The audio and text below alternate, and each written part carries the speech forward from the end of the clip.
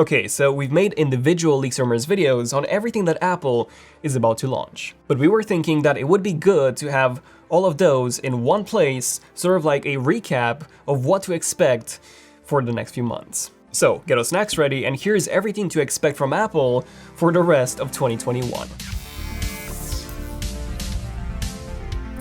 Okay, so Apple is going to have at least 2 more events this year, one in September and one in November, with a potential one in October. Now, at the September event, they will release iOS 15 and iPadOS 15 to the public, but we all care about hardware releases, and here we expect 2, with the first one being the iPhone 13. I would say that the most noticeable upgrade would be the 120Hz refresh rate on the Pro models of the iPhone 13. This is something that has been rumored for quite some time now, and we finally get it this year.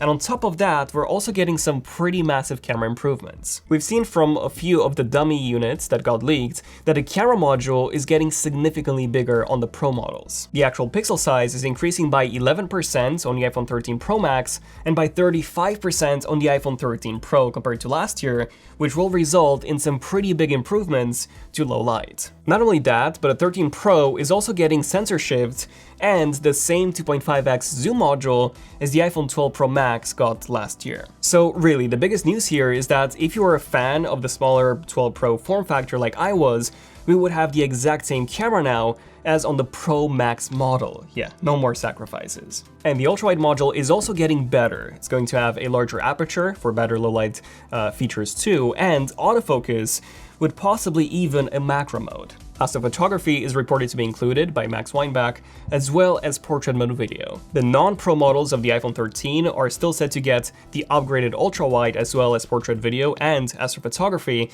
but it looks like the bigger sensor will be reserved to the Pro models of the iPhone this year, at least if we go by the dummy units. Aside from 120Hz and the camera upgrades, the only other notable upgrade would be the notch, which is getting narrower this year by about 20%, but that's mostly it. There is said to be a new color, potentially a matte black, and some sort of orange as well, but nothing major aside from that. The camera and the display are really the biggest upgrades this year, and they're both on the Pro models. Then the second product for that September event is the Apple Watch Series 7. The most probable changes are a larger battery, a faster and more efficient chip, and maybe, just maybe, a new design. We've seen that flat frame Apple Watch design floating around.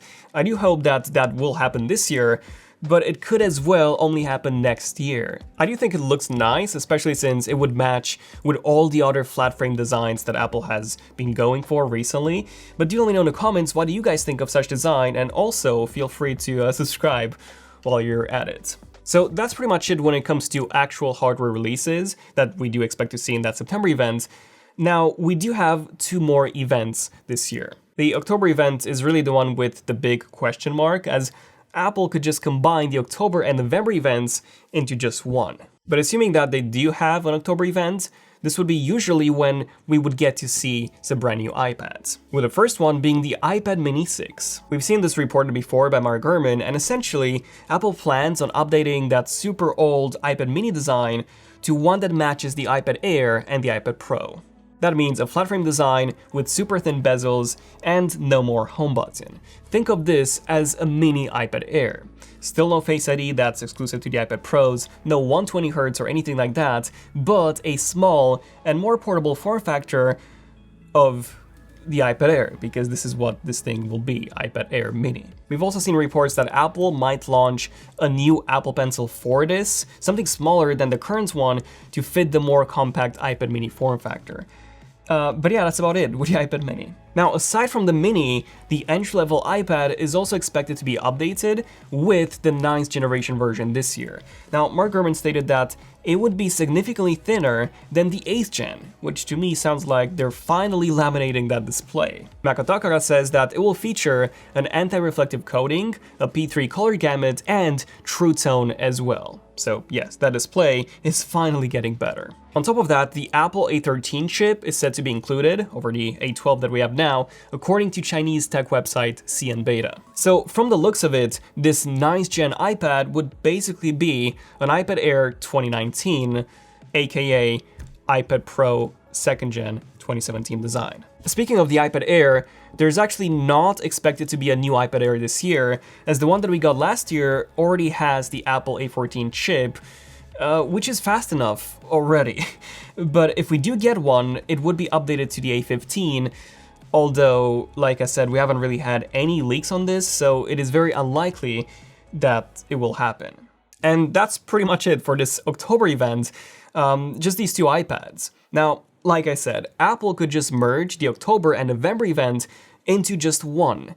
But the November event is going to be very full, so I don't think that's going to happen. And the reason why the November event will be so full is because we have a lot of Macs coming. A lot of them. Now, if you're interested in Apple's upcoming Macs, you probably have some other Apple devices too. And in that case, you should definitely check out BandWerk, our sponsor for this video. BandWerk is a premium Apple accessory maker based in Germany. They make everything from Apple Watch straps to iPhone cases to AirTag holders to more recently AirPods cases as well. And they're all crafted by hand in either Germany or Italy, depending on the leather used. They all come premiumly packaged in this wooden box, wrapped in banana paper, so the moment you receive them, you'll be presented with a one-of-a-kind experience. My favorite iPhone case from BandWerk is the Napa Blue from their Essential collection, as it matches perfectly with my Pacific Blue iPhone 12 Pro. They look as if they were made for each other. We also have MagSafe built into the case with magnets that are actually stronger than what Apple uses in their own cases. Like I said, BandWerk has all the Apple accessories that you may need. Check them out by using the link below.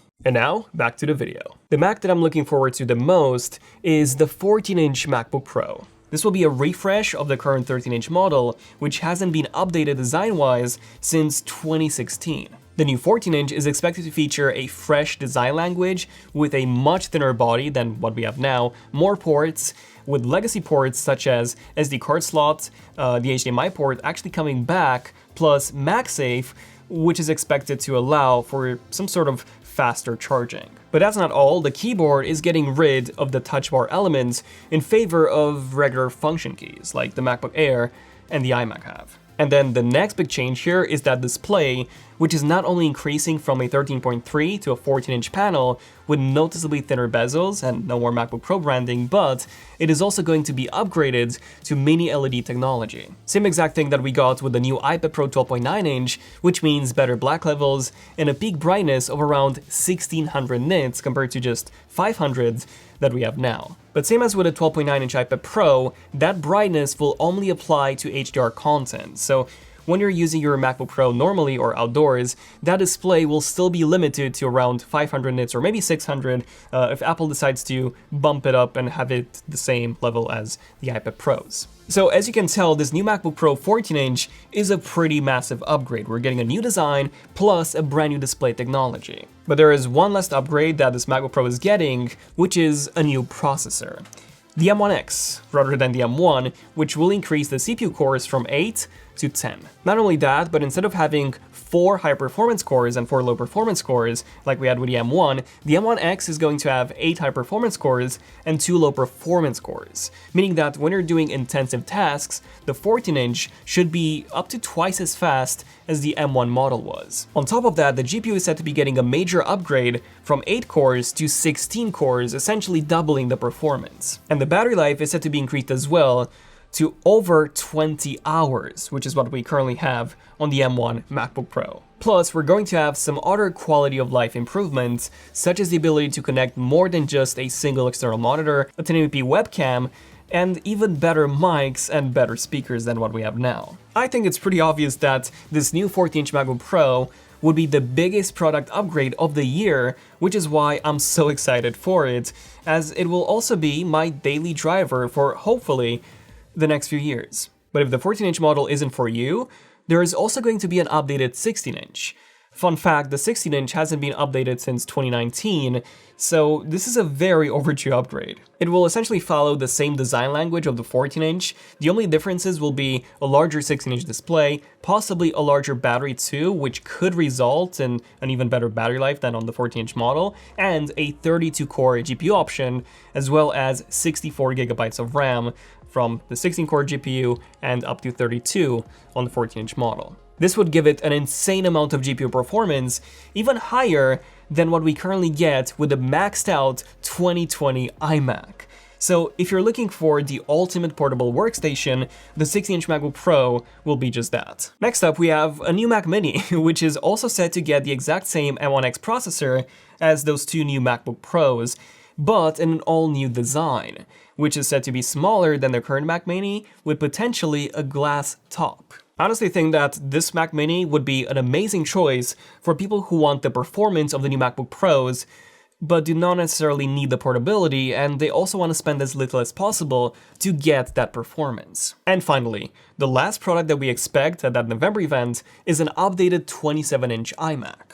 The 21.5-inch got updated back in April with the new 24-inch, and now it is time for the 27-inch to also get updated, with what I believe is going to be a 32-inch display, matching the size of the Pro Display XDR. This new iMac is also said to have a similar design language to the new 24-inch with that flat frame, but it is expected to be thicker and not have as big of a chin as the 24-inch, or even not have a chin at all, which I think would look super nice. It is expected to have a 6K resolution because of that larger display, have more ports, very likely similar to what we got with the new MacBook Pros, definitely an SD card slot, and also come in black or some variant of space gray with color matching accessories, now that Apple has officially removed the space gray accessories from their website. Performance-wise, this new iMac is said to have the same M1X option as the MacBook Pros, but of course, with even better cooling, that gigantic 6K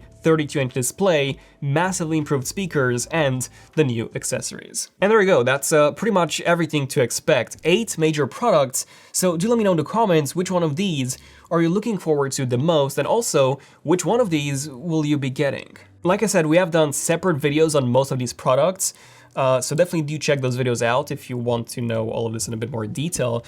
And we will be doing more videos, of course, when we have some fresh info on some leaks, so definitely subscribe. And also let us know if you have enjoyed this type of video, this sort of recap of multiple leaks. And if you want to see sort of like this format again in the future, then let us know in the comments, give us a like, and we'll do it again at some point. But other than that, this has been pretty much it, so thank you for watching. I'm Daniel, and I'll see you guys in the next one. Son of Tech, signing out. Cheers.